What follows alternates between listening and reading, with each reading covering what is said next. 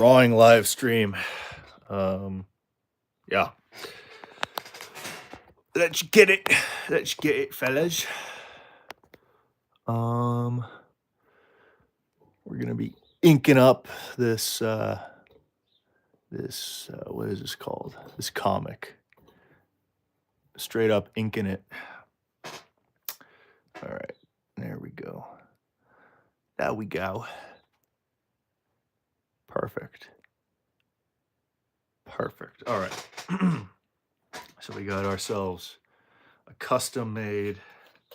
What is this? What is this? Cleaning fluid. Cleaning fluid for the pencil. No, for the dip pen. All right. So what's the method we typically use? What's the method? Typically, what I've found is you start up to down, and you keep doing that, and that way you make sure that you don't smudge and smear. Um, the other thing with kind of hand drawing your comics is number one, you don't get a back button. You don't get a backspace, which is what a lot of digital artists get. And the problem with that is number one, um, it means that you need to be very intentional with every single pen stroke. Every single pen stroke requires lots of intentionality. Um, Let me see here. You also need to be very aware of different things like alignment. You can't just, you need to make sure that you're drawing pretty straight, and you're drawing accurately.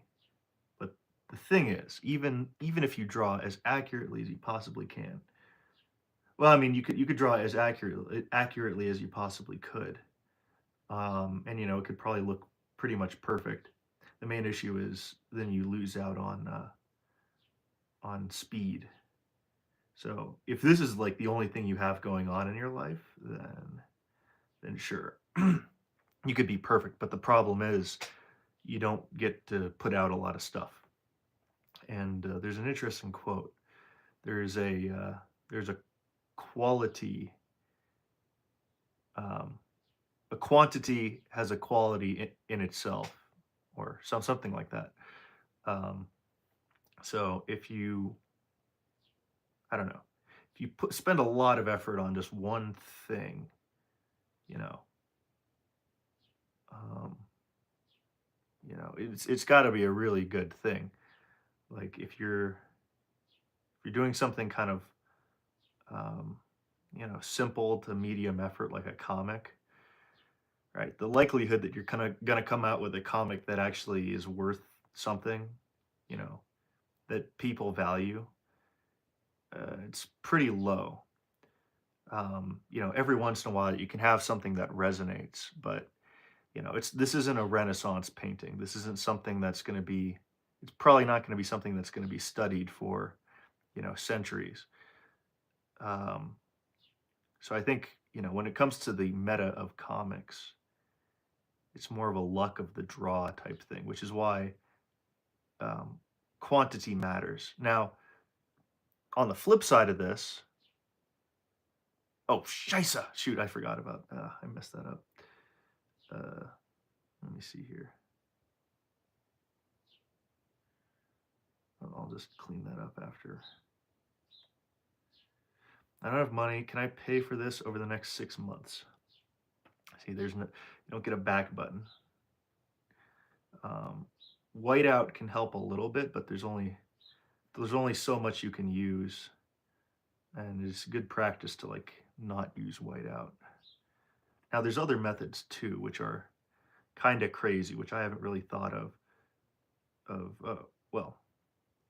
which I don't even know how to use. But apparently, before erasers, people would like use a knife to scrape scrape the paper off of scrape the paper off of the affected area, and doing this would allow them to kind of white out an area.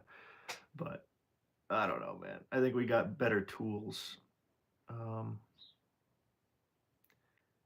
yeah,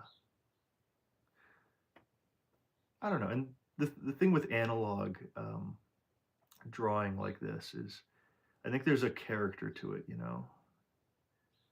There's a character to analog drawing because there's like subtle little vibrations. There's things that you can't really replicate. And I think especially in the current age of like um, you know uh, neural net generated images. I think that perfection is now seen as like low value. I think, if I were to look at um, an image that someone drew in like Photoshop using like uh, virtual paint brushes and all this other stuff, like it could be like very impressive and very majestic, but I mean, when it comes to your value, like looking at it, it's honestly it's not high value art, I think. Because number one, it's not scarce, right?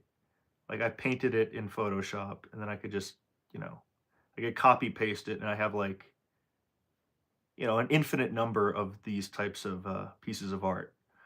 But when it comes to digital or analog art rather than like digital art, even if it is generated by a human being, it's like you can't replicate this. You can't. There will only ever be one version of this comic. I could copy the image, but it's not the comic. It's just kind of an image replication of the comic, which means that there's inherent value to this, I think, um, and like you can't replicate it. Like, I could print it out with a printer, but like you can tell it's printed, right? So, and there's no value in that. I could just do that a bunch of times, and it would basically be just worth like the ink I put on it. Um, so anyway, there's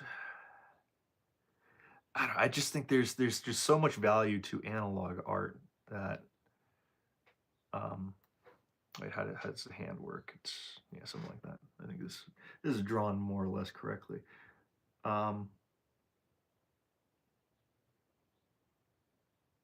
I don't know, it's just especially nowadays with like the ease of digital art, it's like I don't know, if you're not doing analog art, I think you're kind of missing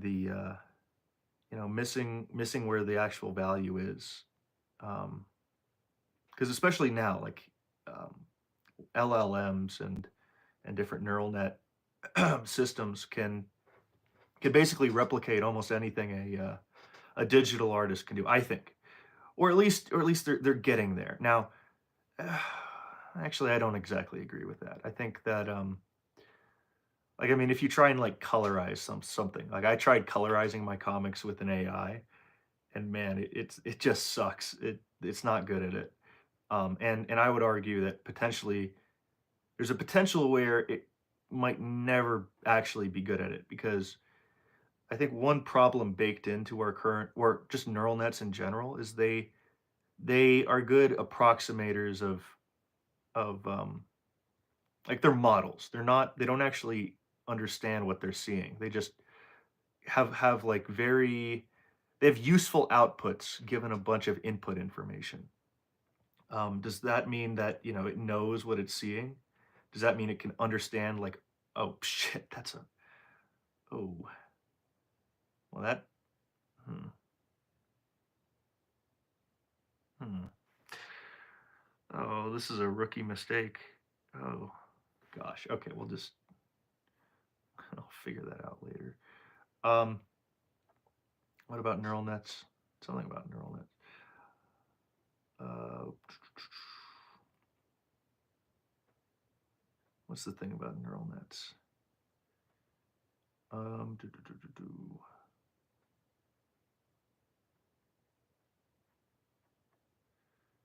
Gosh, yeah. What are we talking about with neural nets? Let me think here. Oh yeah, yeah. They don't actually see. Like when I see, okay, a neural net, let's say with a classifying neural net, which basically means that there are certain categories, right? There's certain objects. And I could like say, okay, like I could have like a bunch of images, and let's say the image was only this area. Like the classifier neural net would be able to say, this is an image of a person or a cartoon person. Um, and if I showed it like an image of a dog, it'll say this is a dog, this is a cat, blah blah blah. Basically, what you do is you have a bunch of different categories as data inputs that are connected to a bunch of different images of those inputs. Say like the word cat is connected to a picture of a cat, and it does this with like millions or billions of images. And by doing so, it can categorize images as like as adhering to categories. Um, but does it actually know what it's doing? Does it actually understand the object? I don't think so. Like it doesn't see the thing more or less like in itself, like functionally. It just knows a relation. And I think that the way human beings think, it's a little different. It doesn't like we don't just classify things. We see objects, and it's not like we need to reclassify something every single time we see it. It's I see an object, and it's just an object that's there. And if it moves around, if it's in a weird context, I still understand that that's an object. We understand, like we see how objects work naturally in the world. An AI, I don't think can do that. And I think like there was a like there's an experiment in China where I think there's a game called Go where you basically need to envelop. It's like I think like a snake game basically, where like those old like Snake.io one like games. Like I think you got to basically envelop different object structures using like these little tiles on a board game. It's like Chinese chess, and this really good AI failed against a human player because I don't think it understood like the objects on like a meta level. It doesn't fully comprehend them. So anyway, when you go back into like let's say colorizing this comic using a neural net, some sort of neural net architecture, like does it actually know what it's seeing? You know, like what will it do when it sees this comic? It'll be like let me see here, hold on. It might say, "Oh, this is a speech bubble, this is a person, this is a," but like there's so much more than just like categorizing. It's like, okay, these people tend to have a certain type of skin color and maybe like shading around that. And then there's, you basically, I think when you draw as an artist, you also have like kind of a physics modeler in your head too, where you're calculating how the light operates.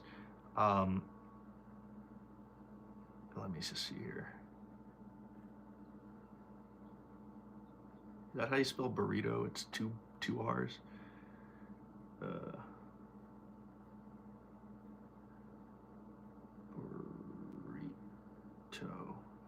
So I mean, you're calculating how this stuff works, but you're also relying on like tons of experience and saying like, okay, well, when I look at someone behind a door, this is kind of how their arm looks and stuff, and this is a way to approximate it.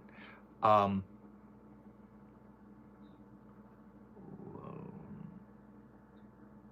and like you actually at a much deeper depth like what you're actually seeing than a simple approximator model, which is what a neural net is.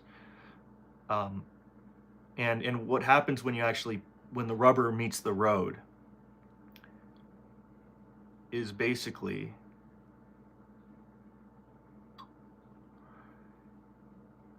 if you tell it to colorize something that it's never seen before and maybe is like somewhat different, right? Like a human being, right? A human being first sees this. Like the first time you'd ever see this comic strip, you're going to say, okay, that's a guy, right? I know this is a person. I know this is an arm. This is an arm. This is like a nose, right? It's not a duck bill. It's a nose, and these are eyes. And, you know basically exactly how this works because your brain thinks symbolically and you understand it. But what an AI does, and in my experiments with like having it try and colorize comics, what it does is it says, "Oh, this must be a duck because it has like a duck-shaped bill and it's a duck, so I'm gonna paint it yellow and I don't really know what that. Oh, I'm gonna make that green and like, well, da da da da." And like it doesn't understand like at least the way that our current visual AIs work, they don't understand context. Like there was one, there was one comic I made where it was basically um, like sorry, I don't date fishes. Like there's a guy going on a date, and then like a fish walks up to him, and she's like very excited, and she says hi, but then the guy is like all concerned. He's like, oh, sorry, I don't date fishes. So this guy got catfished. Basically, that's a stupid joke, but it's that's basically what it is. Um, and I got an AI to try and colorize it, or turn it like Studio Ghiblify it, right? And it turned the fish girl into just like a regular girl with like you know um, Darwin like hair, from Amazing World of Gumball. Um, and then but the characters kept changing from panel to panel, and by the final panel, like the guy was talking to a child, which is like bizarre. It's like no, like what are you doing, man? So the AI didn't like had no idea like what it was actually looking at. It didn't understand the context. It didn't understand like anything. And this is like extremely true when it comes to actual what is it called? Humor, because humor I think it might be one of the most complex things that human beings do. And you could say, well, no, actually, it's um, I don't know, man. I think that like I've looked at many different types of intelligences, and just like many different factors here. And I think that humor might be one really way more complex than we'd like to give it credit for. Like here's an example. I think like women, they like certain things, and the things that they like don't change. Um, you know, and there are things that I think just are biologically hardwired into them of things that they're attracted to. And one of the things um, is oh shoot, I screwed that up too. Is humor, right? Um, it's interesting. Like women aren't attracted to intelligence like that. There's a very weak correlation between just like basic, let's say arithmetic intelligence and female attraction. And it's like, why is that? It's like because what women are attracted to is like is thing are like how would you say it, are traits that ensure that her offspring survive, right? You could say, oh, it's like I mean, if you're talking about sexism or whatever, like you're an idiot, and I just unfollow, like leave. You're being stupid. We're talking about evolutionary biology here. But women are attracted to things that are evolutionarily, uh, that show evolutionary fitness. Um, and if one of the things that women are not really attracted to is intelligence, which is like shown in multiple different, studies, where it's like a very weak correlation. Um, like what does that say about intelligence in general, right? Because since the Industrial Revolution, intelligence has basically allowed us to completely dominate our environment and turn it into a very Darwinian environment where um, Basically, it was in, people were not living very long.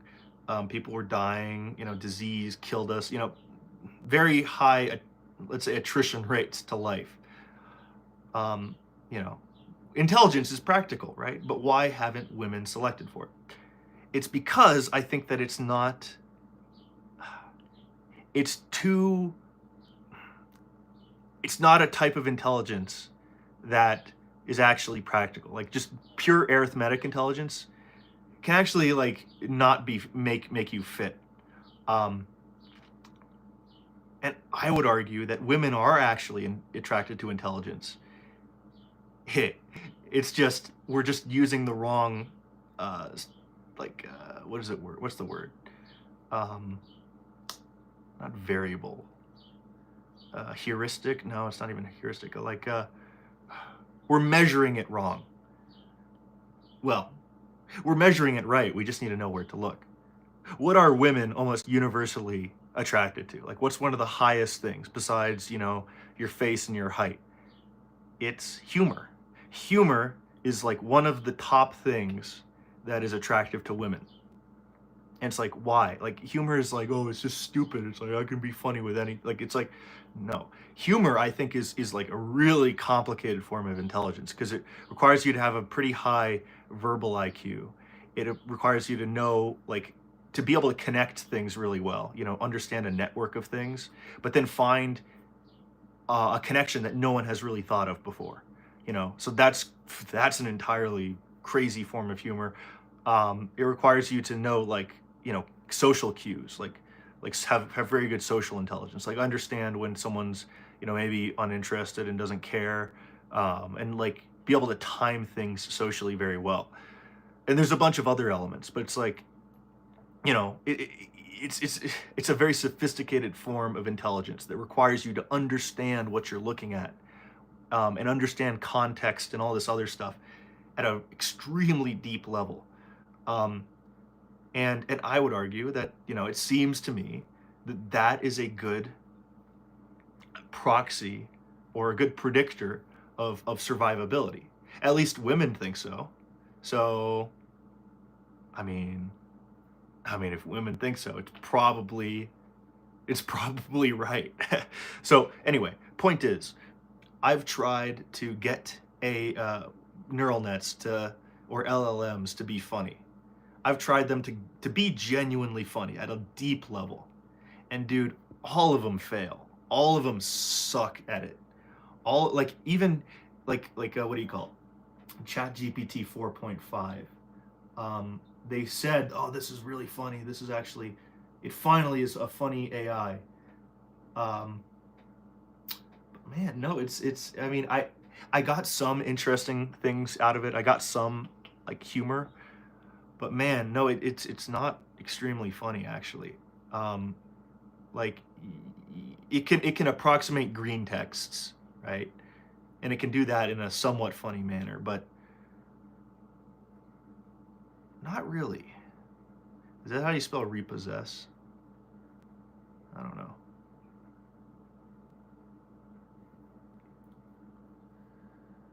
Um,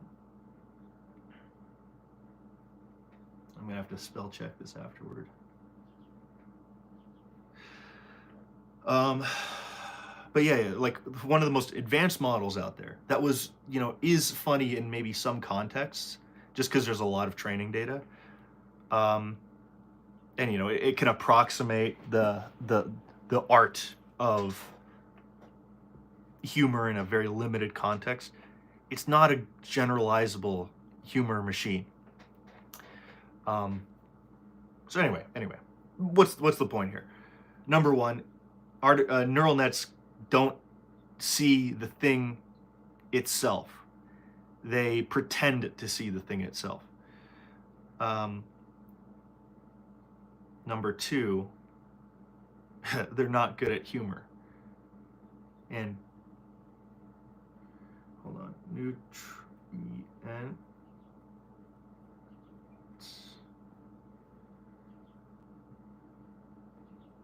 you. Oh gosh, see, I can't. Gosh, I've noticed this. It recording live streams while I'm inking this stuff is makes me a lot slower. Typically, I can like what do you call it? Kick this out really fast, but we're gonna repossess the nutrients you digested.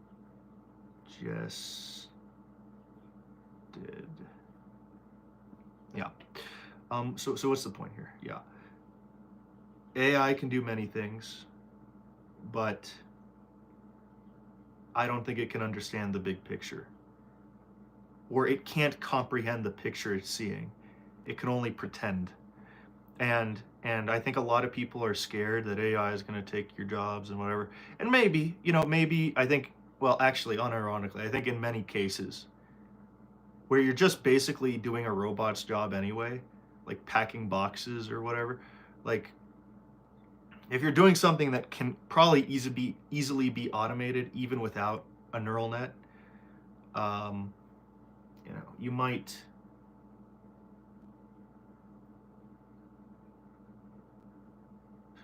you might lose your job.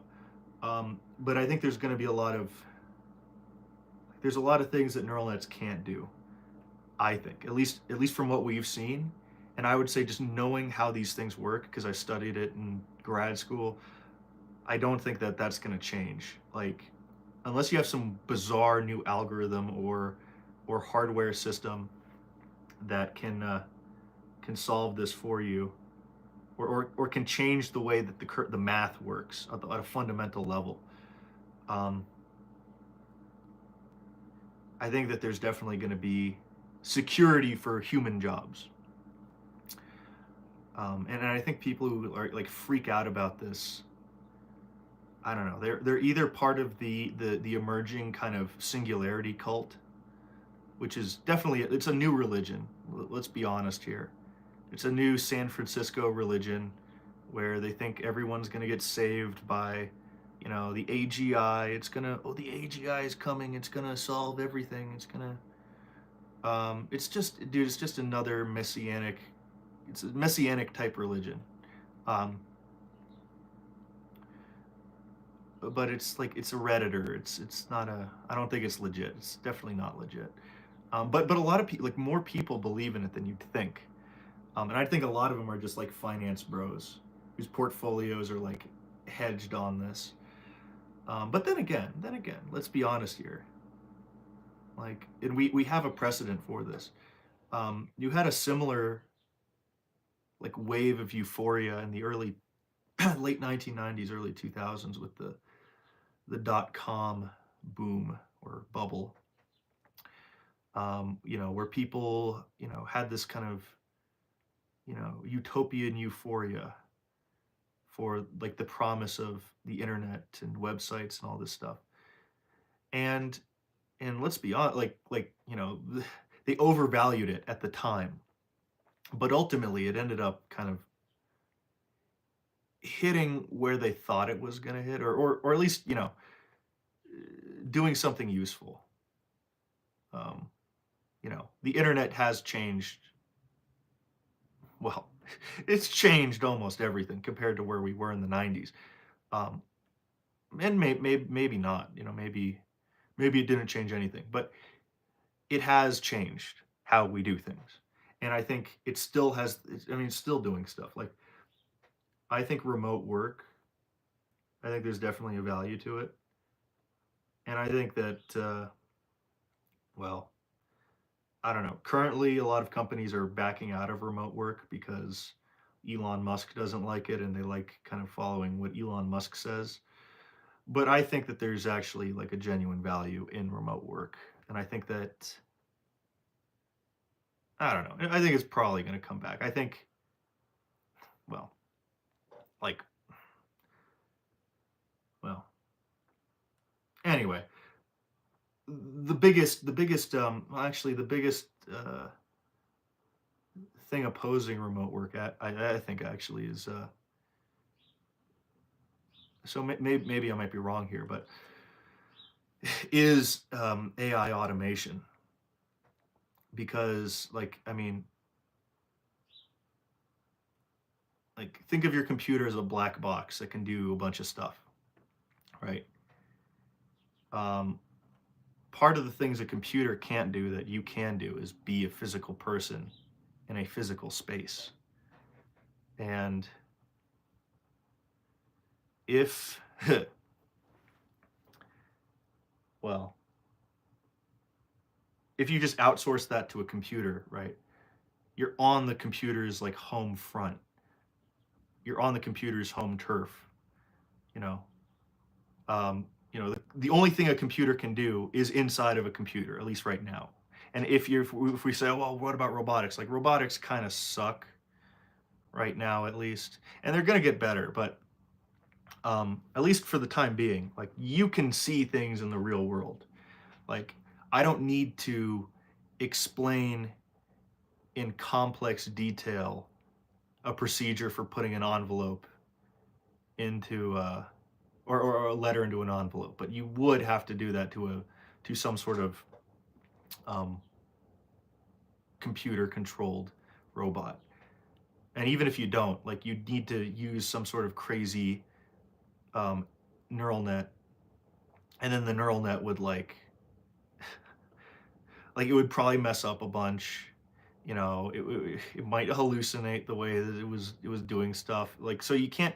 Like, the problem with neural nets is you can't trust them in terms of their outputs. Like especially if it's in like a like a I don't know, a high replicability environment, right? Where things are slightly different each time you do a task, and you need it to do the task the same way over and over and over again. Like you do that a million times. Let's use Six Sigma methodology here. You do it a million times, the error rate of a neural net, I would say, is going to be much higher than a human being looking at a system. Um, just because it's like there's so many little things that could like we live in an analog world. We live in an analog world where there are literally an infinite number of things that could go wrong. Infinite number of things. And one of the reasons we have human beings doing stuff is because human beings fear death. Human beings fear reprisal. They have jobs that they need to, you know, feed their families. And if a human being messes up, like big time, like one thing preventing people from messing up, one thing incentivizing them to do the thing right is if I mess up, I will lose my job. Does an AI really care? I mean, we could see that in some cases an AI does care. And AIs have lied based on their training requirements. So they do care, but not at like the level that we care. Because for us, our alignment is directly correlated to the effects in reality, right? If I screw something up, I will be in pain, right?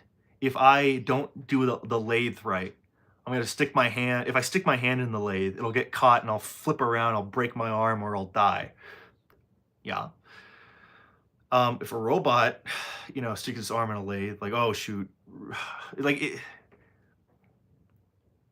like there's not really consequences, um, because I mean, like on a deep, like this is more of a philosophical level, and you could say, well, we could just program it in to be more careful or cautious or whatever, but it's like it's still not cautious in an analog space because the way that you train something, like if I'm gonna train a robot to win a video game for me, it's gonna die in that video game like 1,000, 1,000,000 times or something, which is crazy. It's gonna keep dying, and that's how it learns. And you could say, well, you got to make it so that it learns without dying. It's like I don't know, man. Robots simulate. That's how they learn, or they go through an environment where they can fail, and it extrapolates. And, human beings do this to an extent too, but, for human beings, we need to be like magnitudes more efficient than a robot. Um, you know, you know, as a baby, you walk around and, you fall down. You fall down a lot as a baby so that you can learn to fail and you can learn to walk, right?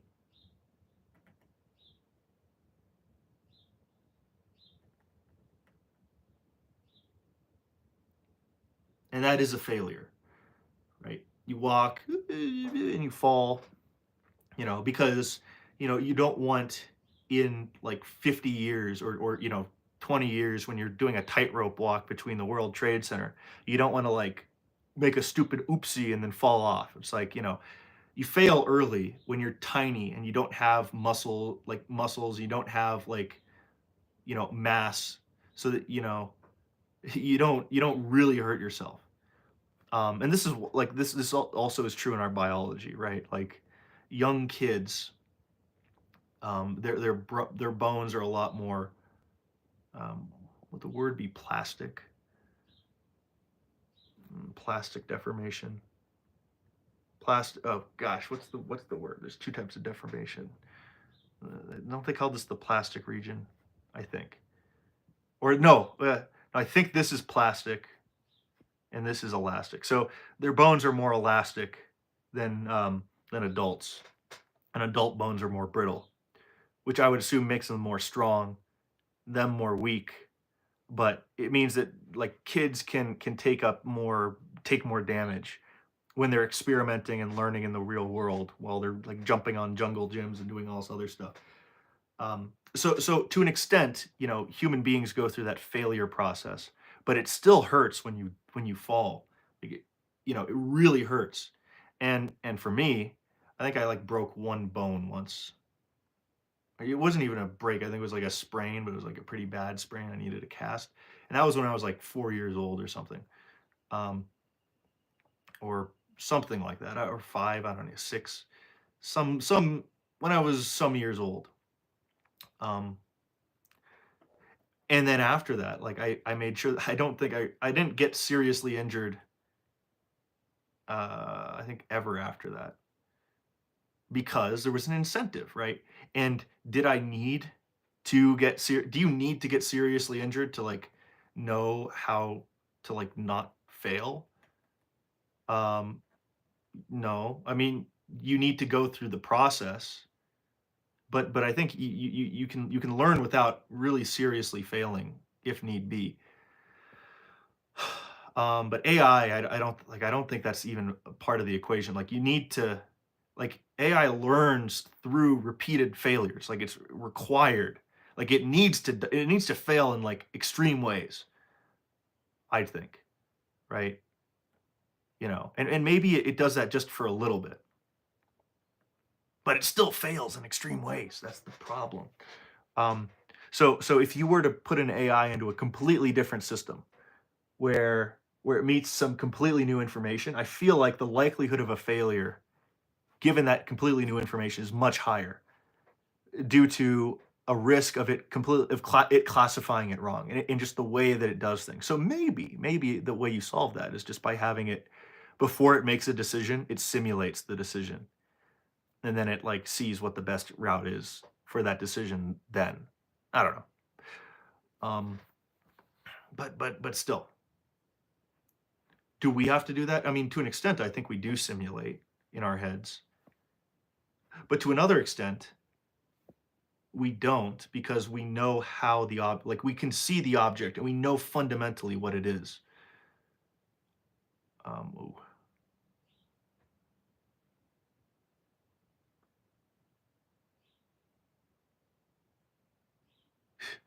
yeah, we gotta draw the Pebis. We gotta draw the Pebis. I'm sorry. I'm sorry. We gotta draw the Pebis. Um, what are we talking about here? Um, anyway, and like, the rationale I'm using probably isn't completely right, but I still think that the sentiment still holds. Like, I might not know the exact reason why an AI can't think through this stuff, and I probably haven't laid out the exact reason why AI is gonna continue to have problems with, like, knowing what it's seeing. Um, but I still think it's true. It's, you know, like a neural net doesn't know what it's looking at. It only models what an output is. It can only model like, "Oh, I think you're gonna want this information from what you're telling me." Um,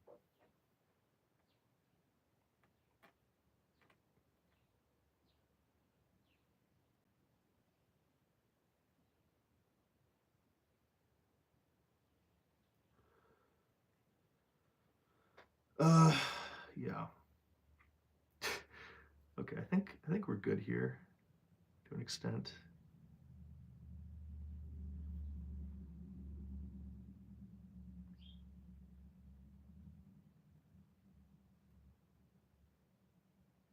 Just gotta draw some water.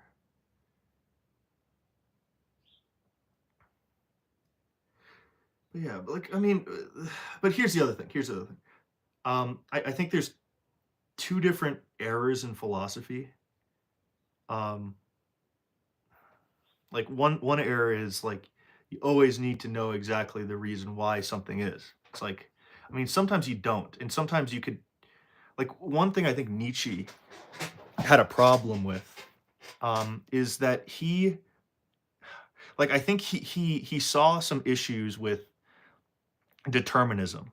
He saw issues with how determinism worked, and he came up with this weird philosophical mumbo jumbo about like, oh well, it's actually blah blah blah.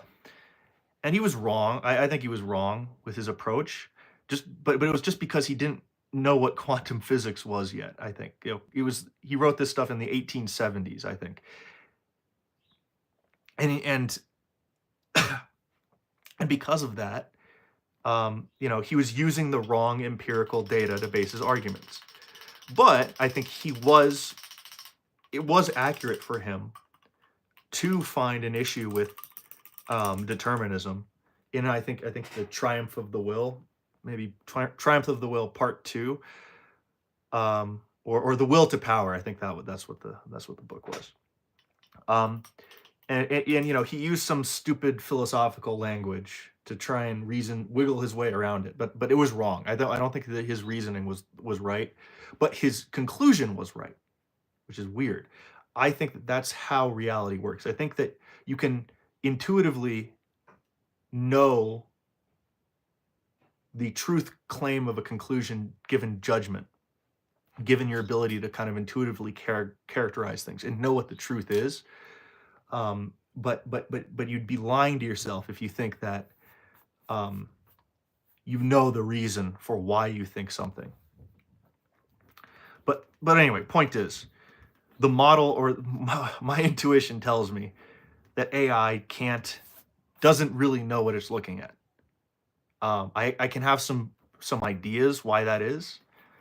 Fundamentally, what an AI really is just a bunch of transistors turning on and off. You know, that represent ones and zeros. It's just basically information. You're looking at an Excel sheet. That's what AI is. You're looking at an Excel sheet with with the ability to kind of allocate memory. That's it. Like that's not sentient. That's not like there's nothing quantum mechanical in it. There's nothing analog. There's nothing deep. It's just information. And you could say, well, consciousness is just information. Perception and all in life is just information. But it's like I don't think so. I think that it goes deeper than that. Um, anyway, and you can say all you want. Like this is what I think is a more honest take or reading of how philosophy works. You can justify it all you want, but what really matters is your take. Like what are you fundamentally saying? What is the thesis? The thesis is your conclusion, right? You can say all you want, you can justify all you want, and you're probably going to be really wrong with your entire flow of logic. because you're probably missing much of the truth that goes into it. Um, but what really matters is your output, right? And I think this is where philosophy gets really interesting, because you can justify things all you want. You could say, oh, blah blah blah. I think it's because actually no, the only thing that matters is the will to power. That's the thing that animates everything, and here's all my reasonings why, and here's why God isn't real, and blah blah blah. You can justify it all you want. Who cares? But you can test it really, really easily. Assume everything that Nietzsche says is right. Assume everything that he says is correct. Okay, now live a life according to Nietzsche. Live or enact policies according to how Nietzsche thinks. Or and I think very quickly you'll realize, oh shoot, yeah, this guy was a little off base. This guy didn't exactly know what he was talking about. If you were to really follow Nietzsche, I think you turn into a like a SaaS marketing person. You turn into some, I don't know. It, there's some ideas that he has that are good, but a lot of it, like if you were to fully be a Nietzschean, I think it just turns into stupidity. But anyway, I think that's a more honest reading of philosophy. And maybe it's because, oh, you're not a smart guy, you don't really know what he's saying. But it's like, man, this is all noise. Like you say things based on your current empirical model of reality. And our empirical minds, our empirical senses only have so much that we see, right? I mean, what was Nietzsche's time? He was living in the middle of the second industrial revolution, at the beginnings of that. You know, he was living in a very mechanical world where people were slowly starting to become atheistic because they thought that like the world was purely Newtonian and free will doesn't exist. Everyone was being a freaking redditor. And he was very much a product of his time, I think. He was a smart guy, and he was trying to like think things through, of like, oh well, where's this going to lead us? But he was also like a product of his time, and his the methods of how he used the tools that he had at his disposal, which was reasoning and a limited empirical amount of evidence. But now we have quantum physics. Now we have basically an entire century full of like hardcore leftism, and seeing how that plays out. We have a century of like atheism and nihilism, and we know there's a plethora of evidence to show us like what the outcomes are given a set of interesting uh how would you say it, like interesting inputs, like what do beliefs actually lead to. Like we know that now. It's not something where it's like in the 1850s where you had a bunch of socialists saying, well, our system is actually going to usher in a utopia. Our system is going to be perfect. We're going to solve all the world's problems. Like now we know that that's like idiotic. And now we know that no man. You guys are just you're literally like a messianic cult. Like just with like an atheistic bent. Like we can easily categorize what hardcore leftism actually is. You couldn't do that without the empirical data. I mean, we're living in the age of data right now. We at least we can easily categorize what's already happened, and we can make better models, I think. Um, and then the thing is, like all these philosophers that came about in the 1800s and the 1700s, they had some ideas. They told us some things that were interesting and maybe gave us a better model for the world. But I think most of them were pretty off. They were pretty. They had some good stuff. They had some ideas, but they all had like a weird point that they came to, a weird conclusion. That I think if they just had a better empirical data and better pragmatic data, meaning you have a belief and you see the result of that belief, they wouldn't have believed in that stupidity. And I think this might just be a fact of how philosophy works. It's you're probably going to be wrong if you don't have the data. Um, so so all your justification and the words you use to try and convince yourself or other people, it's just noise to an extent.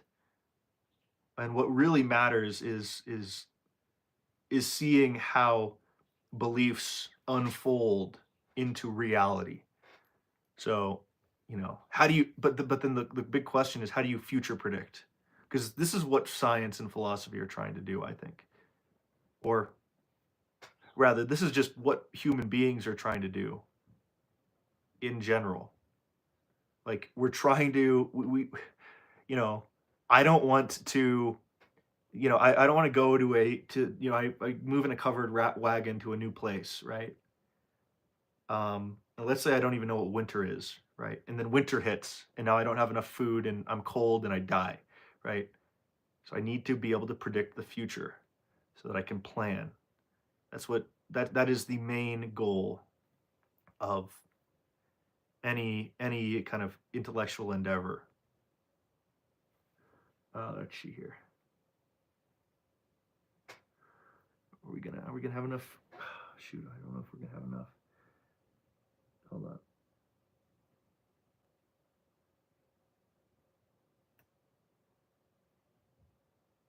So the main issue today with science and philosophy and finance is, how do you predict the future accurately given a limited amount of information?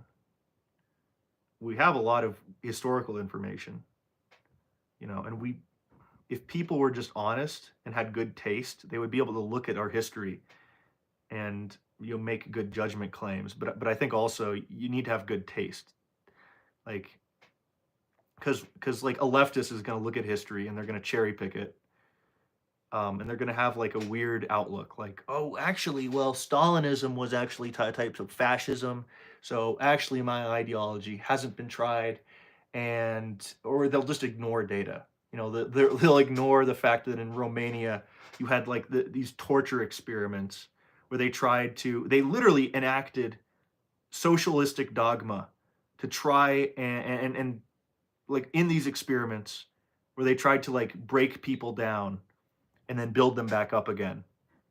And it wasn't, you could say, well, no, that you're being political here. It's like, no. One of the fundamental beliefs of leftism is tabula rasa, or the blank slate. They basically believe that every single person, is pretty much entirely or predominantly a product of their environment. And if you simply change the environment, and you change it so that, you know, if we change it so that, no, now they're gonna, now the environment is right, they're gonna be the perfect person. Everyone's gonna be, the ideal socialistic person. Then everything will be right. But I'm not gonna go into why this is wrong, but there's enough empirical evidence to show that this is a really stupid idea. And they disproved it themselves. They literally ran an experiment in Romania where they like brought in priests. They brought in like tons of like ideological opponents, and they like literally tortured them in the most insane ways possible, making them kind of like spit on their beliefs and just like defile themselves mentally. Um, they coerced them, to do like horrific things. Um, and the thing is, what came out of that, a lot of like priests were tortured, and they did these psychological torture things on priests. And you'd think, like, if the socialists were right, if they were right about their beliefs, um, these priests should have gotten out of that, and they should have been like ideal socialists. But what happened is they actually were became even more devout, and they became even more, convinced that they were right. Um, and and it's like, anyway, like that, but that's just one data point. And the thing is, here's the problem with language. You're gonna have a socialist who you could use any language you want, and you're gonna be able to convince people like, oh well, no, that actually wasn't. that actually wasn't. Actually, I'm still right. I'm still right. I'm still right. But that's the thing. Language is our vector of communicating, and human beings are extremely um, susceptible to kind of consensus and rhetoric. Like it's a very easy backdoor to kind of make us feel, you know, I can make you feel any way I want, right? I can I can make a woman feel, you know, a sense of intrigue and attraction through the words I use. If I were to do some pickup artist stuff, and if I were to act in a certain way, because I'm basically hijacking the reptilian side of our brains, the what do you call it? The non-conscious elements, and I'm able to mimic certain behaviors, but like ultimately, that's more of like it's a short-term thing. It doesn't does it actually does it actually mean you're right? Does it actually mean that your beliefs are actually going to have any truth to them? No, it just makes you feel a certain way. Like I can feel like anyone can make you feel convinced of any different position. And like this is the problem with the internet. It's like this is literally the problem with the internet. Like this is why so everyone's like lost. Everyone doesn't know what's real. Everyone thinks, oh, shoot, maybe it's bad to eat potatoes. Oh, maybe it's actually good to eat potatoes. Maybe it's bad to drink this. Maybe it's good to eat. Blah, blah, blah. Like people are dissociating from reality because they don't know if anything is true. And well, our institutions also um, aid that very well, because no one trusts our institutions for good reason. Um, but that's the point, though. It's like language is a lousy way of like ensuring that you're right, right? And some stupid little justifications, some stupid little like, well, I'm right because of this, and this. Like, maybe you can, like, it's possible to convince people and be right about it, right? Or not just convince, but be right and have logic that like explains things and is like internally consistent and true. But that requires you to have that logic based on like almost all the principles that exist that are true, right? Like I need to know, oh shit, fuck, yay, yay. Ooh, now I get to show you guys how how advanced comic cleanup goes. Oh, this is gonna be fun. Watch. Um, but what do you call it? Um, what was the point here? What was the point? Where were we getting? Where were we going with this? Um,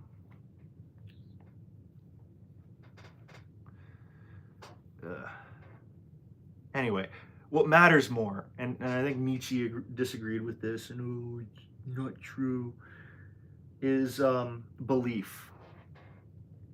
Like when you get down to brass tacks, um, and I think evolution, number one, evolution agrees with what I'm saying, and Kant, I think Hegel agrees with this. Um, but belief, I think, is one of the most important elements here. It's not about wait, hold on. Below you see a faint glow, quite. Shit, that's wrong. That's quite far down below. You see, oh, that rhymes. A faint glow. Okay, so, and then like, what is evolution? Evolution is basically you have a set of genetic data that corresponds to some sort of morphology or topography of some sort of structure. It corresponds to a you know it's the blueprints for an animal, right? And what evolution is basically saying is, okay, we have an environment, and we have different blueprints, and every animal is basically saying, you know what, I have my blueprints are good enough and are aligned to my environment and to my reality enough to make it so that I will survive. That's basically what DNA is saying. Um, and you know, if some DNA is like stupid, right? If it like if it leads to like some horrific genetic thing when like an animal is like 3 months old, you know, it's probably not going to get passed on. Um, you know, and it improves kind of the survivability of of a certain genetic strain.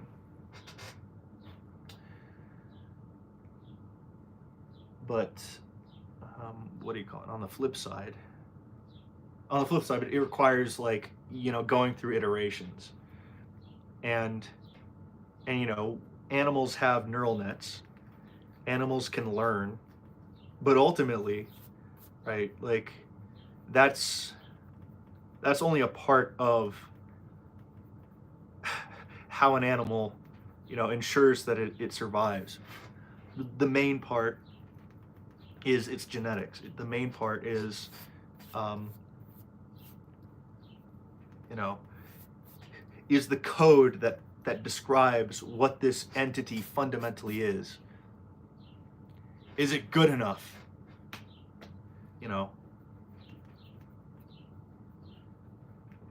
is it good enough? Is it something that is true? And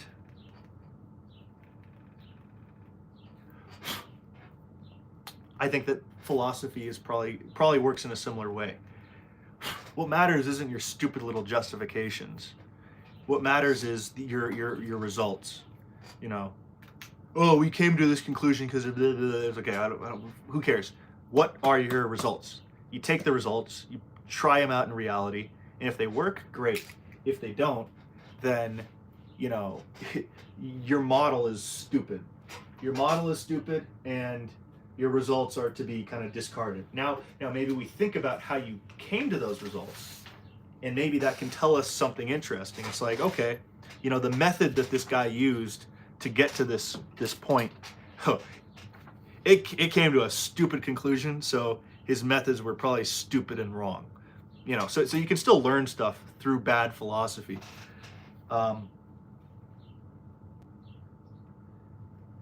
But the philosophy itself, I think, matters less than what your what you come up with, and we see a metaphorical parallel to that in genetics, and we also see this in kind of the world, you know, in religion too. Like religions tell us that beliefs matter a ton, you know, which is basically like, what are the things that we're going to assume?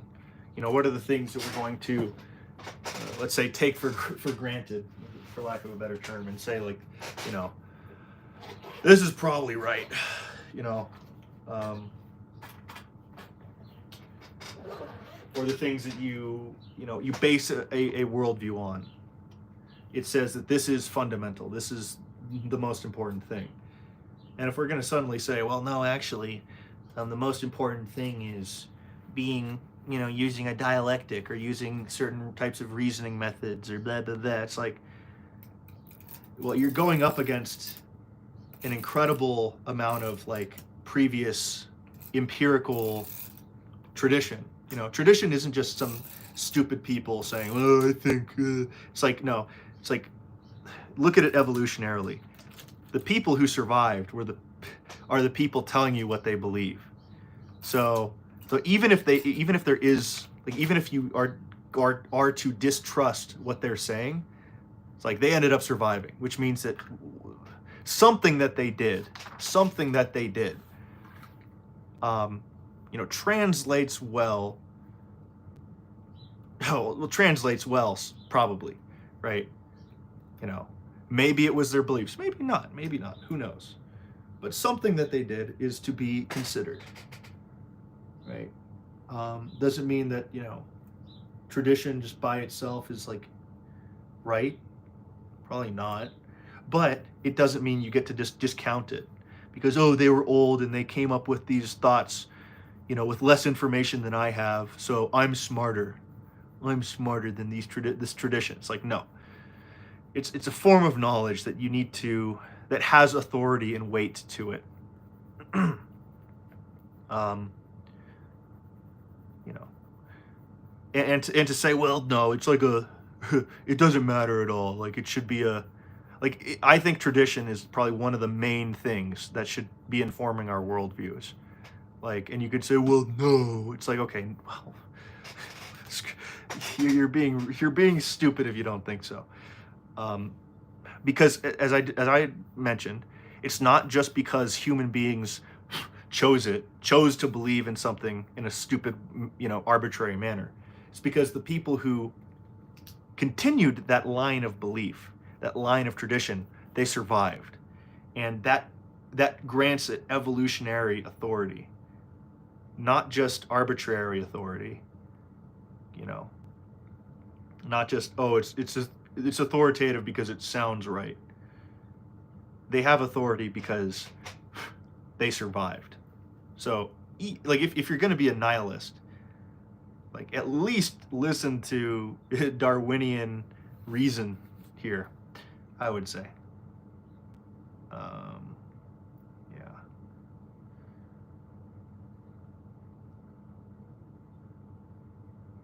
There we go. Oh, man. But look at that. Look at that. We spilled a ton of stupid ink all over this. And with one strip of paper and a little bit of glue, we were able to solve it. We were able to solve it. The main issue is, and what did we learn? We learned that live streaming seems like it makes it more likely that I do erratic hand motions, which could lead to me flipping over this. Maybe it's that 2% Italian I got in me.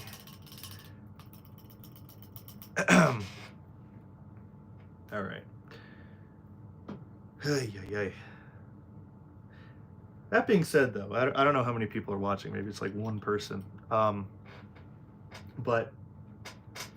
4 people, very cool. If you like this type of stuff, because it doesn't seem to be popping off at all, where do you think I could put stuff like this instead of like, because I will say, to a large extent, I am a pragmatist, and I think that the time we have on this world is like very limited. So ensuring that you're using your time as efficiently as possible is, I think, is a very important way to live. Like, if you're just gonna say, oh, I can spend a couple months doing something and just not get any returns on it, like, sure, you can do that, but like, you need to have a very good reason for doing that, I think. Or some conviction, right? Like, the only way you can start a business is by, being able to do something for a long time and not have like any results from it. With that being said, though, and this is kind of contrary to what I've been ranting about for the last like 30 minutes, it's that sometimes, well, actually, no, it's not. It's good to get experience or ideas from other people, because they might have empirical evidence and experience that can inform you to make sure that your decisions are actually good. So point is, where do you guys think these types of rants would do the best? Would it be YouTube? Would it be Twitch? Would it be something else? And I don't know how this stuff works. But yeah, let me know, because I don't really watch live streams much. I do listen to some podcasts though. Well, on occasion. Like there's probably like one historian I listen to, but I don't know. I just want to make sure that I'm doing this the right way. Um, yeah.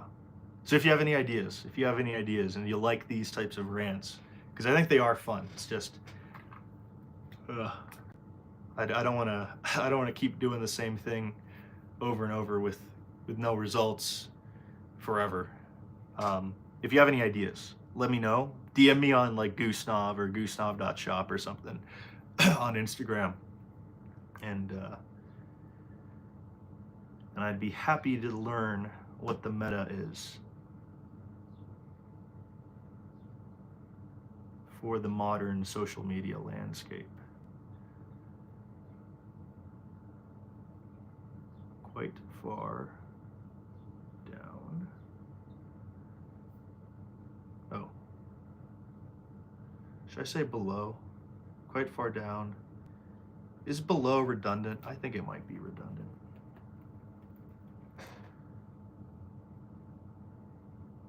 Oh, here's another trick, trick of comics. Um, what matters, I think, is like the number of lines rather than the number of words. Like if you have like 4 lines, it just looks like a huge wall of text.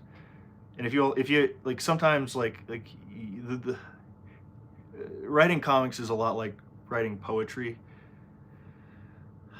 Um, like it's they have a there's a ton of like little rules you got to follow.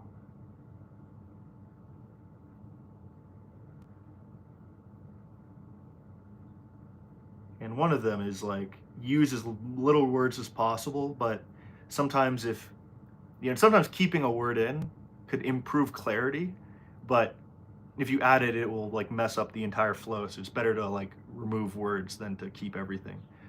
Um,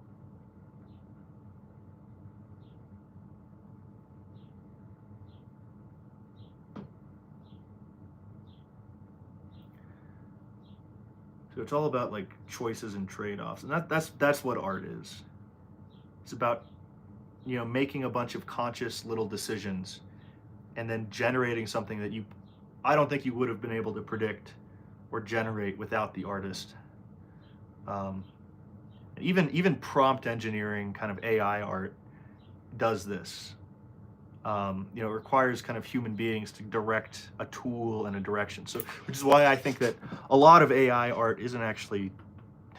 People get upset and say, "Oh, this isn't art." I think that's too narrow of a view of what art actually is. Now, does it require as much craftsmanship as regular art? No. I mean, you basically don't need any craftsmanship. You need craftsmanship in terms of wordsmithing and taste, which is a skill, which is not something that you should take for granted. But it's not. You don't need to have very fine control of your motor skills and the ability to simulate physics in your head and understand how perspective works and all that other training.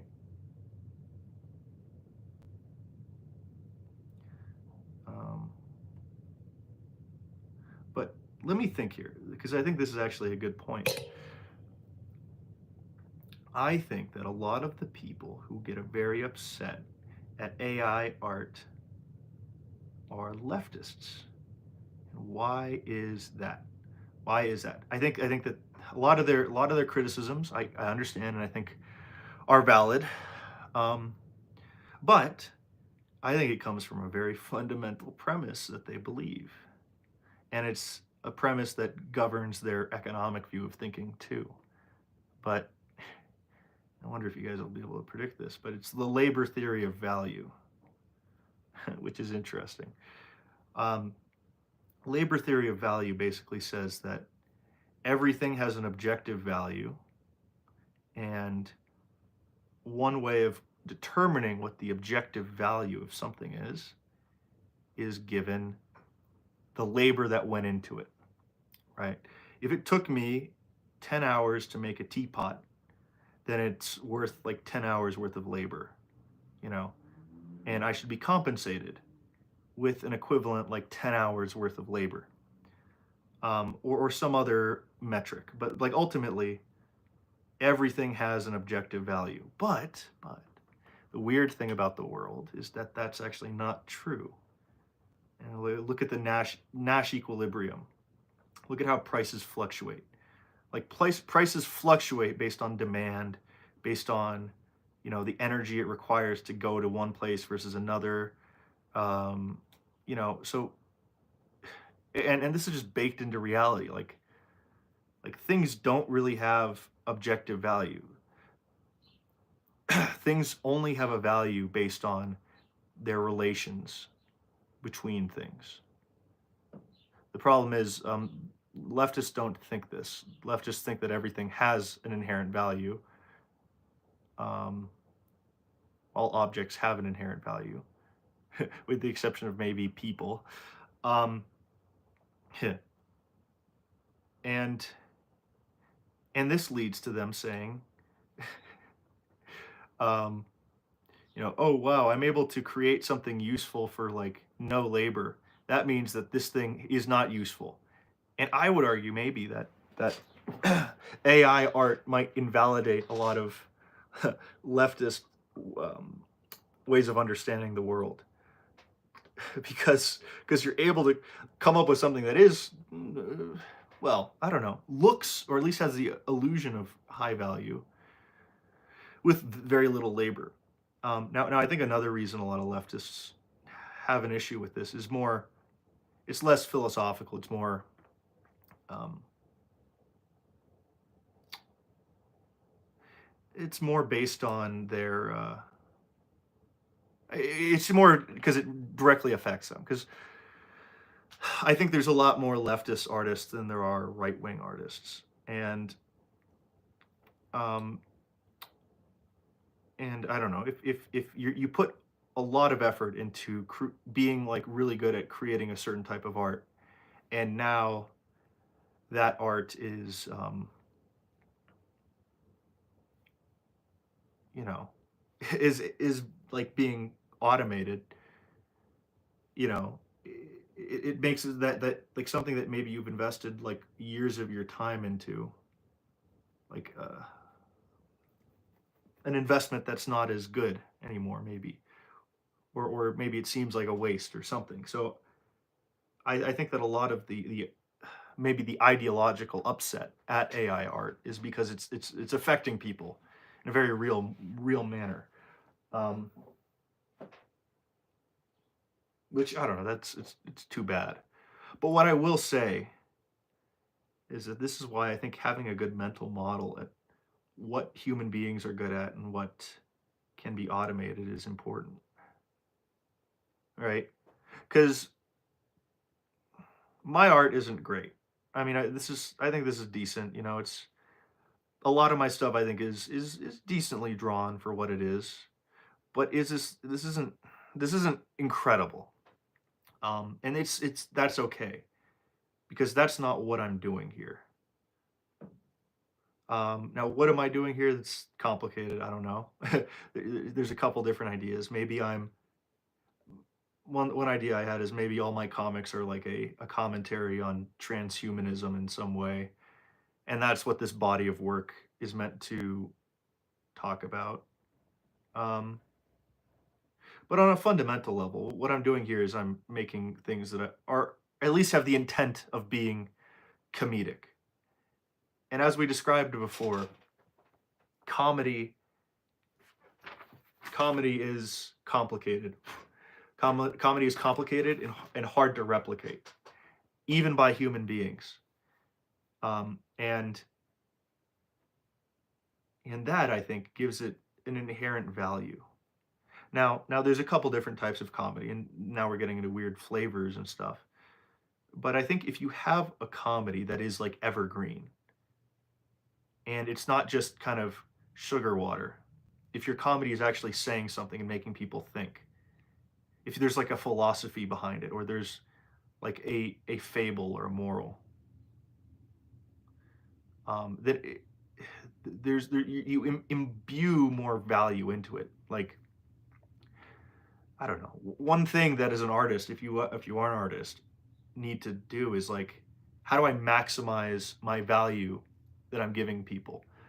You know, and one problem with I guess modern artists is they think that the value comes in just the work that they put in.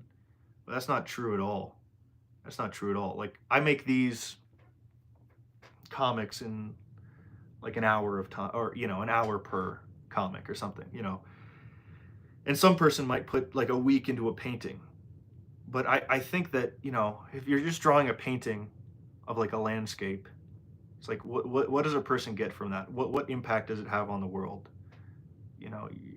You're saying something about maybe like, okay, nature is has like a beauty to it, and there's like a serenity, or you're communicating a theme, and maybe it's just to make someone feel something, right? But I would argue that actually isn't really saying much, and a lot of that art is kind of useless. Um, and people within the network of connections of humanity don't really find a purpose or a value in it. And you could say, oh, well, they're wrong. It's like, no, they're not. They aren't wrong, because you're not doing anything. You're just, you're having fun with a tool. And there might be value in it, economically, because some rich person wants to put up a nice looking painting. But on a grander level, you're not really doing anything. Um, I think to do something great on an artistic level, it needs to be so multidimensional that most people won't be able to even recreate, even mimic what you're actually doing. Um,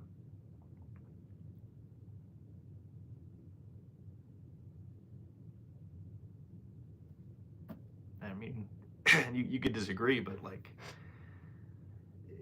and one way that you do that is by ensuring that what you're doing is has so much information packed into it, so many kind of new takes and views on the world, that it's like people study it.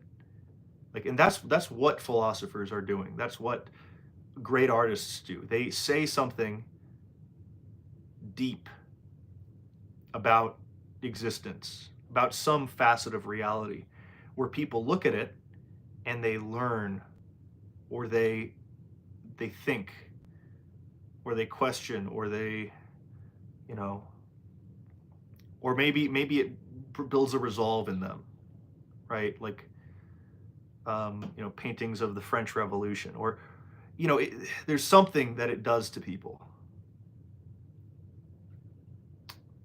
or maybe it's useful for people in the future to look back and understand kind of where our minds were at that time, or what something meant to us. Um, and even kind of bad art will do that. You know, it'll tell people where, what were we thinking at the time, right? So I think there's still going to be value in art, but like to make it truly great, you know,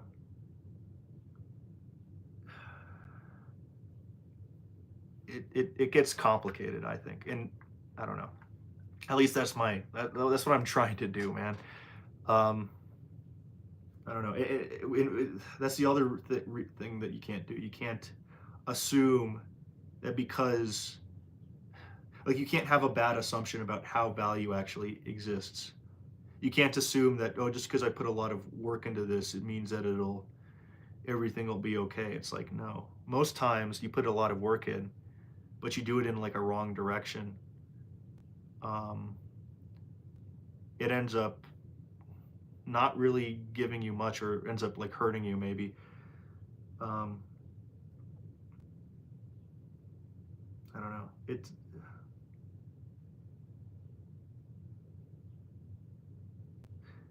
And I think this is like what I'm trying to say. The fundamental thing here, out of every little conversation I've had here, is every little part of this rant. Like, this is probably the fundamental thesis. What really matters at the core isn't your, like, how smart your language sounds. It isn't how, you know, how much work you put into your stupid little thing. Oh, I put so much work. This is such a good, um, you know, such a good painting because I put a lot of work in. What matters more is your taste. Your taste, or another way of saying that is your judgment. Like, how good is the reality map that went into what you built? Like, your taste means that what you make is aesthetically pleasing, but it also means that it is true. It also means that the purpose of it and what like an observer gets from it is useful and helpful and good for them and all that. Um, and and I think, like, there isn't just, oh, every taste is good. Everyone has good taste. Everyone knows how things are. It's like, no. Some people's tastes are bad. Some people do not have a good bead on reality. Some people are insane. Actually, I would say most people are probably insane. Um, they just blend in really well. You could say, well, that's crazy. It's like, I don't know, man. I think most people have a really stupid reality map, um, or the kind of the OS that they run. Their method of parsing reality is really stupid. It's is the person next to me, do they think what I think? Okay, I'm gonna believe what they believe or something. It's like that's their Python code. That's the Python code that lives in their head. Um,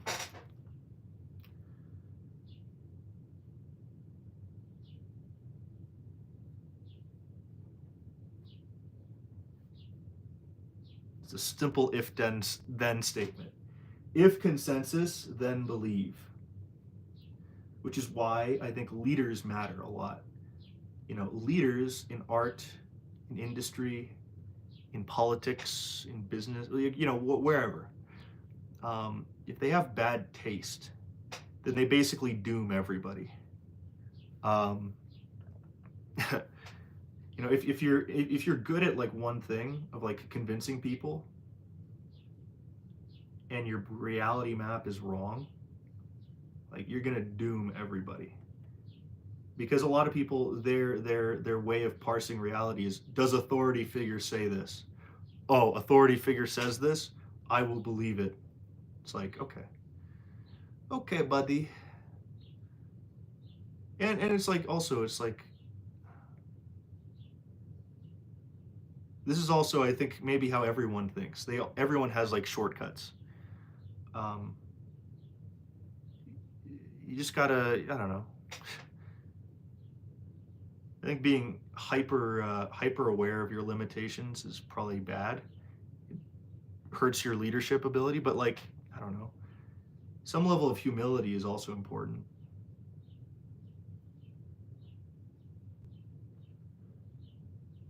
Like, you can't just think to yourself, "Oh, I'm perfect. I know everything." I don't know. Because if you do that, then you probably will become an ideologue. If you're an ideologue, then you're stupid. But we're all ideologues at some level. You just got to be more honest about what you believe, more willing to adopt to a better version of reality, I think. But yeah, I don't know. Send me a DM where you think I should put this stuff. I do not want to.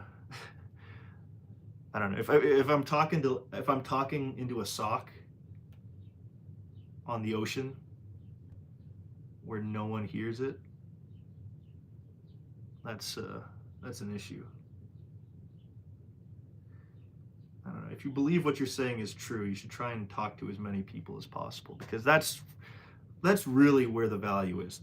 The value isn't in some inherent thing. It's not because something is special.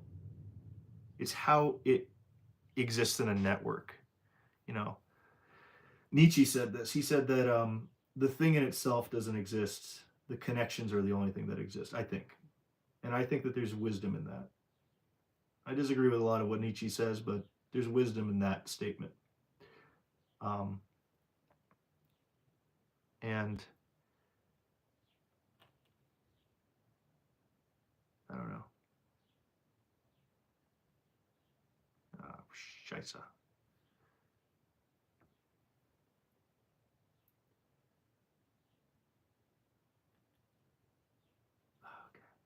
Man, this entire process took me way longer than I thought it was going to. Maybe I should stop with these live streams, man. Oh, man. It took me like double the time. What time is it? Gosh, yeah, it took me, well, maybe. Maybe it did. Maybe it didn't. I don't know. No, it did take me double the time. Jeez, man, it took me double the time to make this. I don't know, man.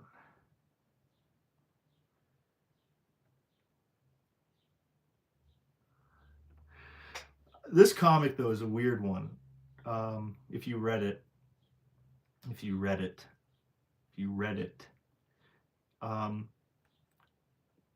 I was thinking while I was sleeping, I was thinking to myself, what should my comic be today? What should the comic I make this morning be?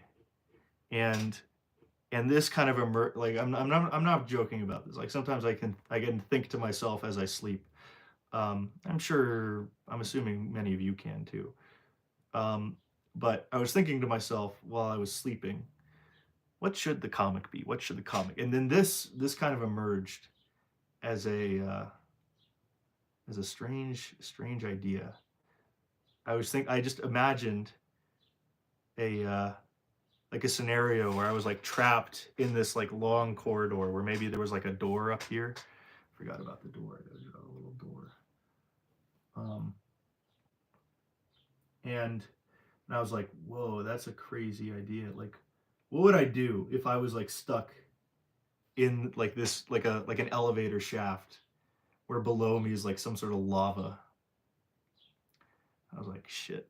Maybe I'd take off one of my shoes and I'd like put it on my back, so that it increases the friction between me and the wall. And then I'd just like stay there as long as I possibly could. I was like, man, because I don't want to die. So how do you ensure you don't die while being in a scenario where it's like almost certain that you would die? If you're slowly slipping down, you don't want to slowly slip down into some molten lava. That would be really painful. But the problem is if you don't make a decision, if you don't make the decision to like drop down quickly, because if you drop down quick enough on like a large enough fall, then hitting molten lava would like kill you, so it would be faster. But if you go down slowly, then it's like that would be horrific. So like you got to make a decision, and maybe you also got to like put the energy in to walk up. Maybe try and see if there's a way to enter this door up here. But the problem is, like, if your strategy is to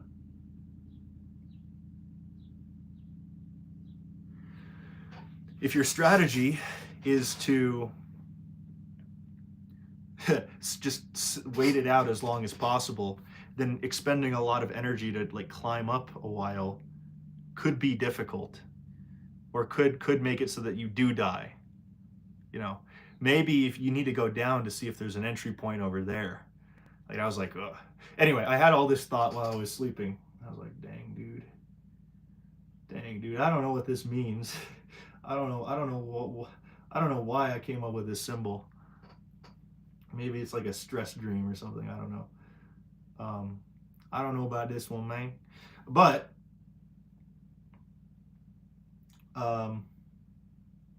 it seems like, I don't know, it's just like it's a crazy comic, so I might as well make it. And then I just came up with this stupid little, whatever that is, little stupid punchline, but I think it does the job. It does what I want it to do. So, c'est la vie.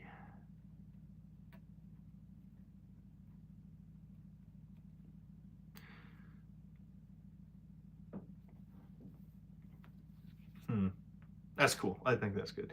Now we gotta fix this one too, because I forgot about. I made a couple mistakes on this, and I forgot one of the big ones.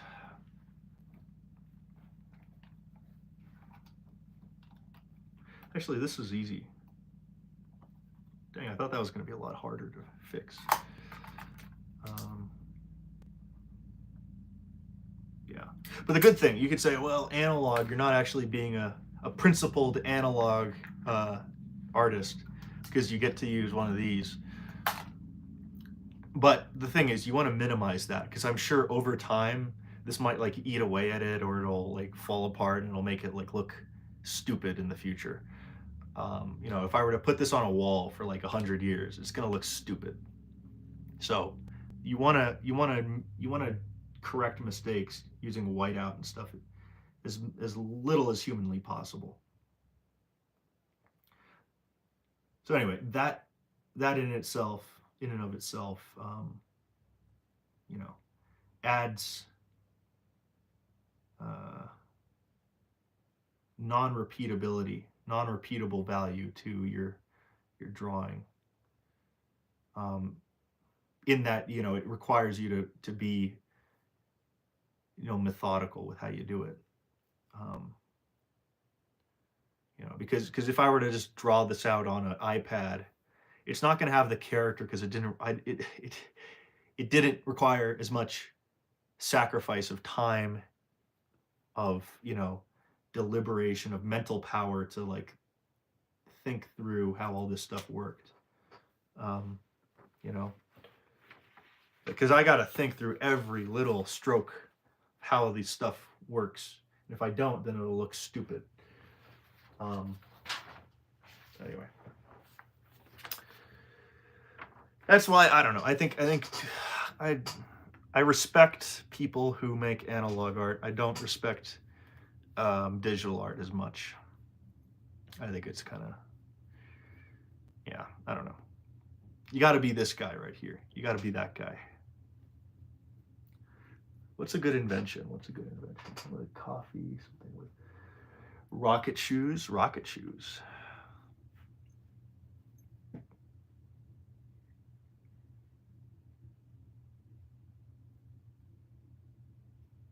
Should they be solid rockets? Nah. Solid rockets are too easy, man. Solid rockets are too easy. Here's another fun thing. I think there's a lot of value if you know how something fundamentally works. Like I know how rockets work. You can add some value to whatever you're drawing because you're communicating truth. I think that's what most philosophers and artists, that's like the highest ideal of what a philosopher and artist does. You're communicating truth. And people get value from truth. Now some people say truth doesn't exist. But it's like we live in a reality, right? And you know, I wake up and it's not like, oh shoot, my head's a rubber duck head now. Oh no. You know, I wake up and I know that I'm going to be the same person. And a lot of philosophers have tried to say, well, truth isn't real because it's just a habit. It's just habit, man. Like you don't know if you're going to wake up one day and you're going to have a duck head. It's like, okay, man. You know, the Gusnov principle is you can come up with a justification for anything using language, but just because it sounds convincing doesn't mean that it actually has a bearing to reality. So, you know, and you know, maybe you don't even have a good counter argument, and I think it could mean that, oh, you're wrong, right? But I think the better view of it is, you know, you might just not have the empirical data to back you up yet. but the problem is that's dangerous too because um, I mean, communists, I think like that all the time, you know. They say, "Well, you're wrong." You know, they might have their backs blown out by a really good argument. Um,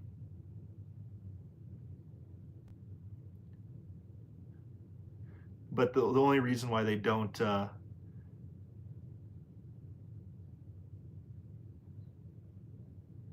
you know, they don't change their mind is because they think, "Well, I'll just find a Wikipedia article that like supports my position." And it's like, okay, there's a limit to using kind of a search for some sort of data as a way to justify your understanding of the world is precarious.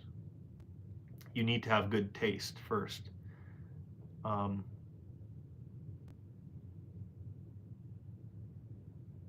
I mean, it's kind of a catch-22. You need to already believe in the truth to be able to accept it, I think. Um, anyway, what's the point here? Yeah.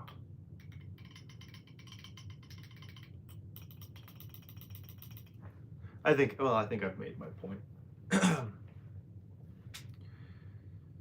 Rocket shoe.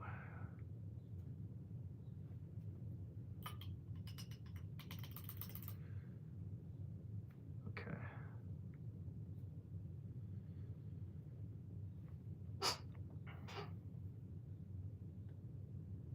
Oh yeah, anyway, point is the purpose of an artist, an educator, of anybody who's communicating to people is to spread truth.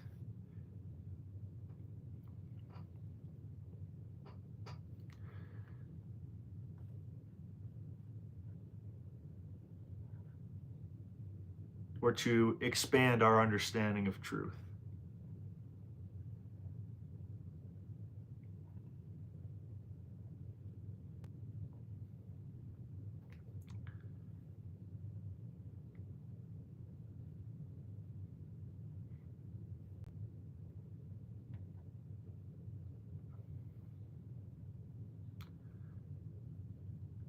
I mean, because we all know that truth is real. We all know that there is an objective reality. And the best argument you can have against that isn't that objective reality doesn't exist. It's that we'll never know what objective reality is. And that's true. But, but, we'll never have a God's eye view. But if you have the right taste and you have the right belief, then that means that your view of reality will be aligned to what is true, and you'll be able to understand elements of reality through a right lens.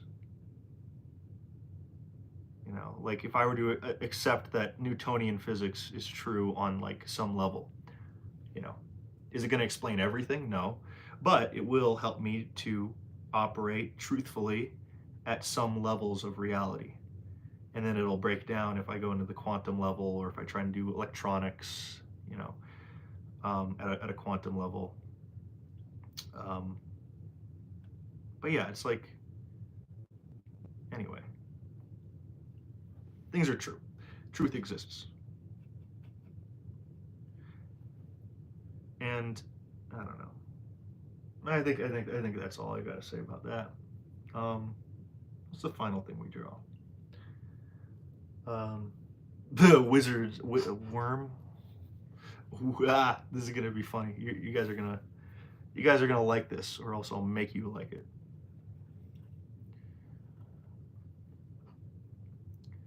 This is gonna be so stupid, man.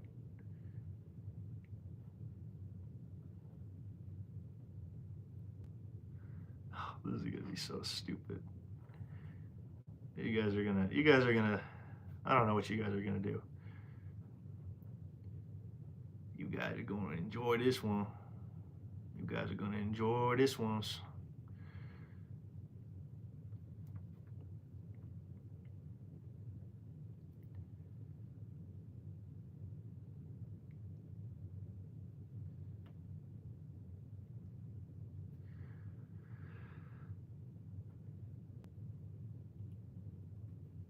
Here we go.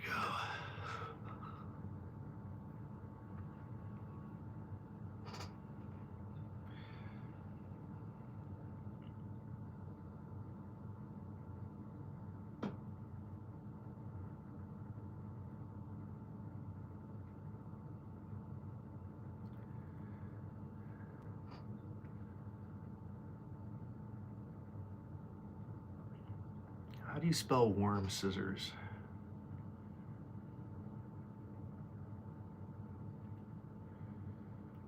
Wizards. I'm gonna make a nail.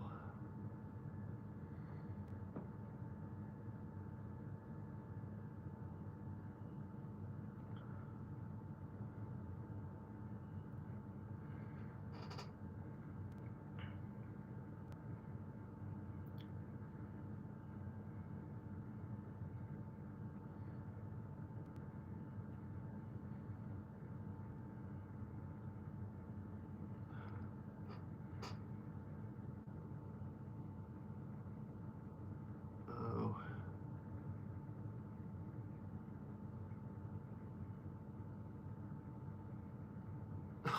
Jeez. Oh, this is a cluster.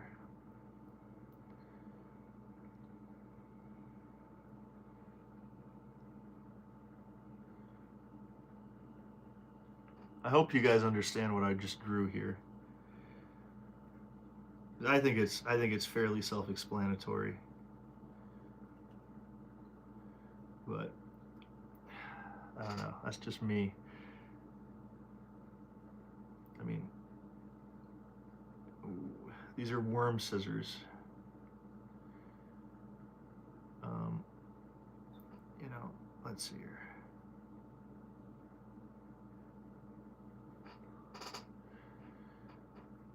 How do you spell scissors? Skizzors. Scissors.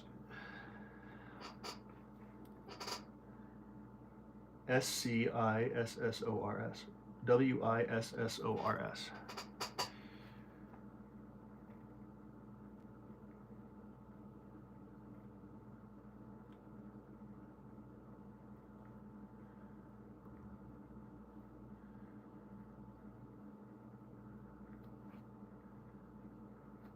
Whiskizers.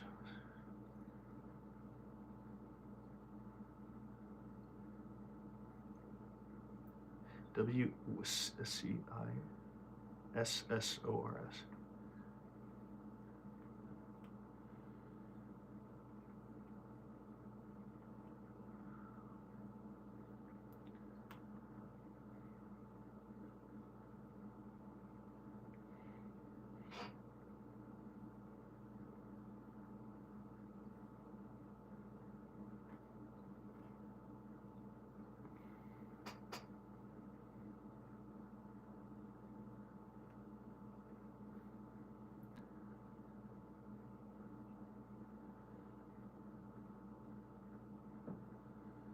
All right.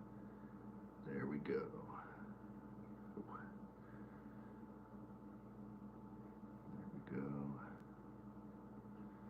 There we go. Okay. and we're latched. Watch your targets. Check for crossfire.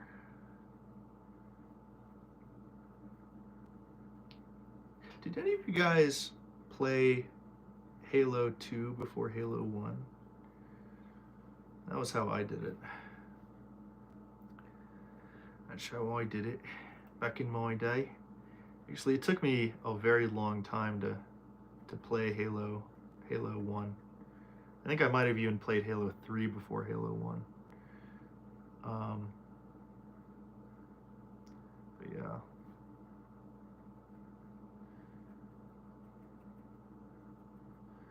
What a game, what a game. The main issue though is the mechanics of it were kind of, it was good because it had vibes. The vibes were great. The vibes were great. That's the problem though with much content. Vibes cover up issues in how the content is actually made. Like for example, Interstellar. it's a good movie only because the vibes are good. The story is kind of stupid. The physics are stupid. The premise is stupid, more or less. But the vibes. I saw a tweet saying this. It's true. The vibes of Interstellar are the only thing that really save it. Um, and I don't know, man. It's like if you're gonna make something, it should be good on like every level. The vibes should be really good. The way that the game actually works should be really good. Like, because in Halo, it's like the difficulty is based on like how much like everything's a damage sponge. The higher up you get, the damage sponge gets better. You know, it kind of changes in Halo Reach because they make you know, they make the AI get a little more aggressive or whatever. But it's like, I don't know, if things get more difficult, something structurally should be more difficult. It shouldn't just be like you tweak a parameter in the video game and it like changes. It's like, I don't know. But yeah. Anyway, dude, that's pretty good. I like this. I like this ones. Where is the Bill Clinton?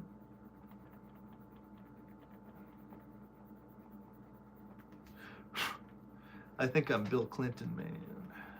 Shit. All right. I think I'm Donald Trump. I know I'm Donald Trump. Did I mess anything up in terms of spelling on this? I don't know. Oh yeah, I gotta check. I will check the spelling after the live stream.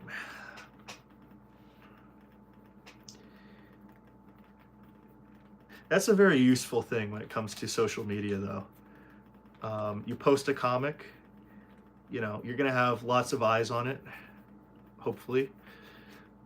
And if you have an error, something that you overlooked because you were thinking about the big picture, someone will likely point out that error and allow you to fix it before you publish. I like, that's one thing, good thing about social media. It's allowed for a, what's the word for it?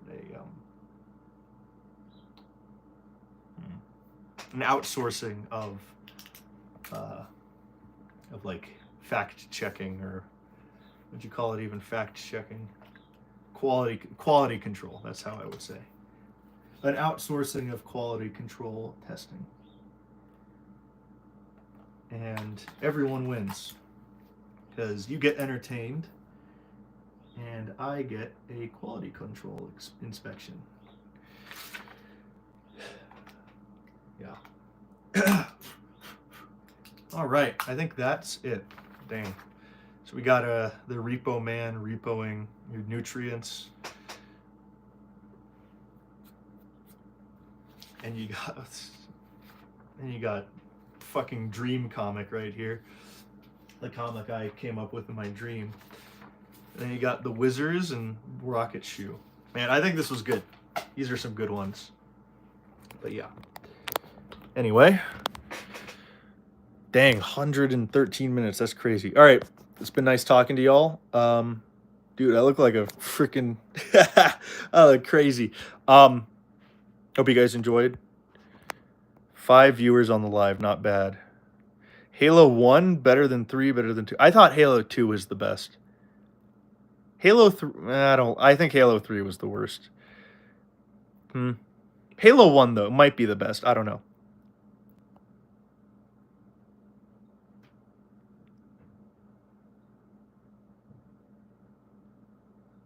Okay.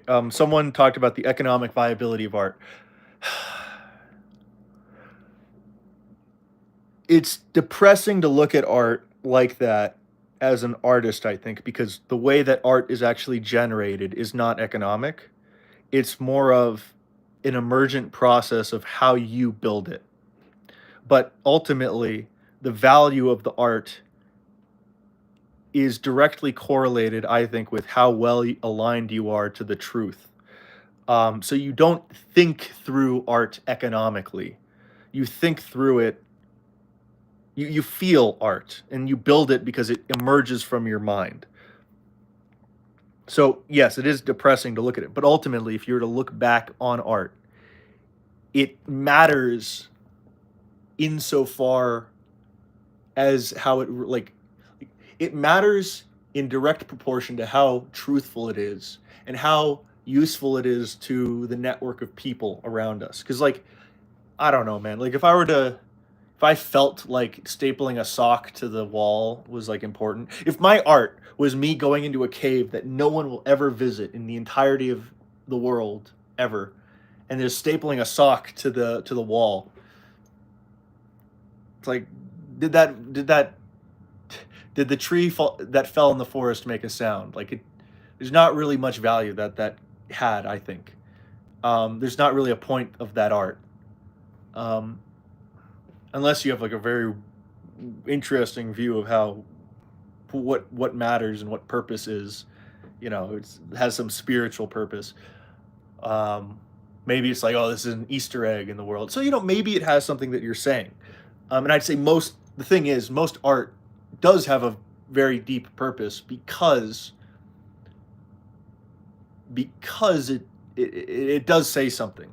I'd say almost all art is valuable in some sense. I'm not saying, oh, all this art is stupid. There's no purpose for it. I think that it has a purpose, but I don't know. A lot of art, it's like it's very derivative. And almost all art says something. It says something important. So I'd say art probably has a value.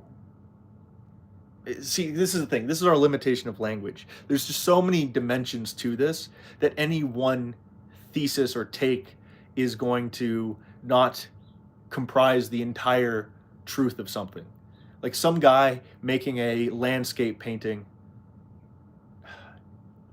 should he have done that with his time? Um, you know, we can't ignore that there's value between art. We can't ignore that one thing is more valuable than another.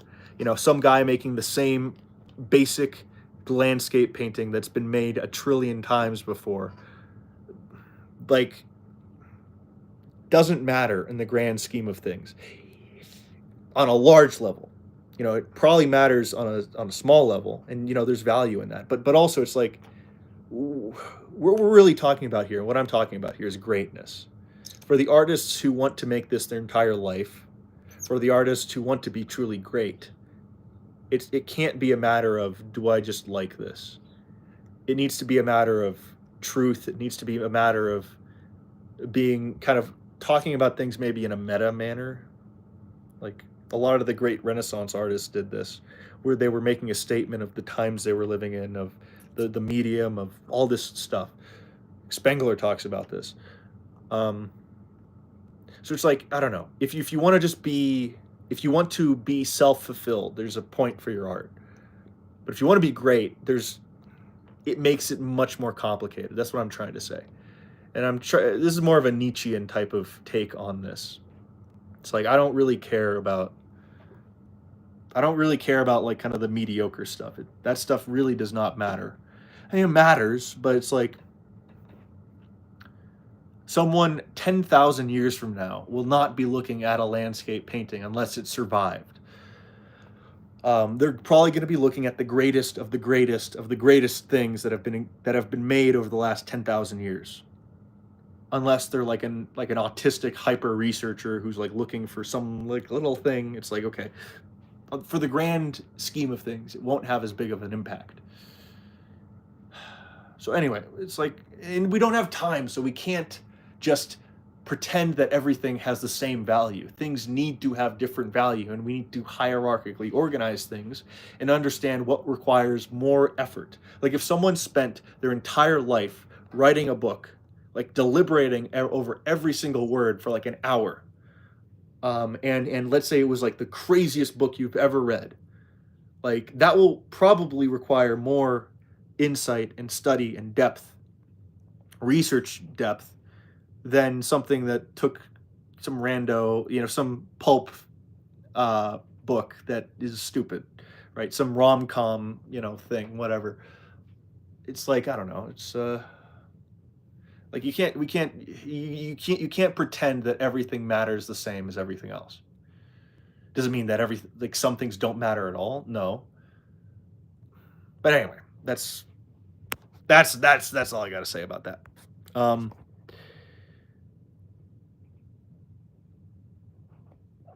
all right. I think that's good. 120 minutes. Jeez, man, that's crazy. Anyway, um nice talking with y'all. Good stuff. I got to find a better place to do these live streams. But anyway, thank you guys for sticking around. This was a I enjoyed this conversation. I hope you guys did too. All right.